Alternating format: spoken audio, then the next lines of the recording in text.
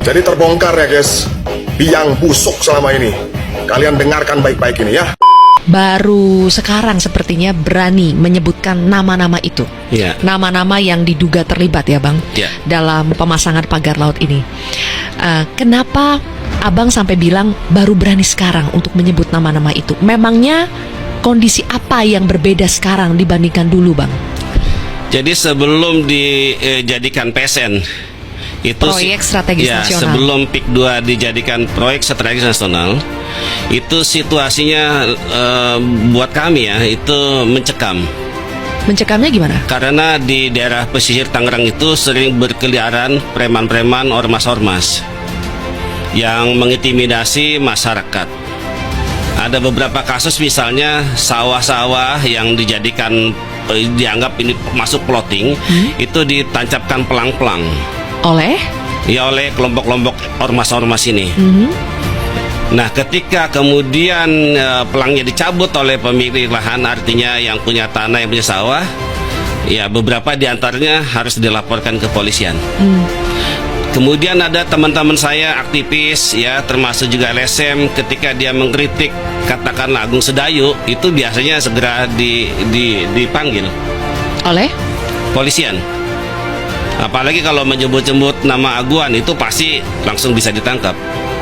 Situasinya memang buat kami, termasuk masyarakat yang terdampak itu tidak ada keberanian untuk mengungkap semua ini. Kenapa sekarang jadi berani? Peralihan kepemimpinan.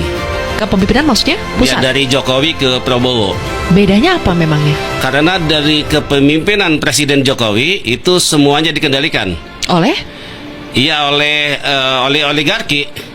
Polisian sudah dikendalikan, preman, ormas, semuanya. Jadi kalau ada orang yang mau mempertanyakan, menggugat soal PIK 2, ya pilihannya dua. Kalau dia kalau tidak menjadi bagian dari Aguan, maka tentu dia akan mengalami kriminalisasi. Bahkan beberapa diantaranya sudah dipenjara. Dan ini sebetulnya Abang bicara begini karena melihat, mengalami sendiri, atau asumsi, analisa soal oligarki, karena ini sudah perubahan kepemimpinan, makanya sekarang menjadi lebih berani untuk mengungkap, untuk menyebut nama. Itu dari asumsi atau memang ada buktinya Bang? Awalnya adalah dari pengakuan teman-teman yang diaktivis, pengamat. Ketika dia ngomong Agung Sedayu Group, dia ngomong soal Aguan, dia harus bolak-balik ke Polda. Walaupun hanya saksi statusnya, tapi kan melelahkan secara psikologis. Dan yang kedua, saya ngalami sendiri. Bayangkan saya hanya ngomong PIK 2 saja di podcast, itu saya harus mendapatkan intimidasi. Apa tuh?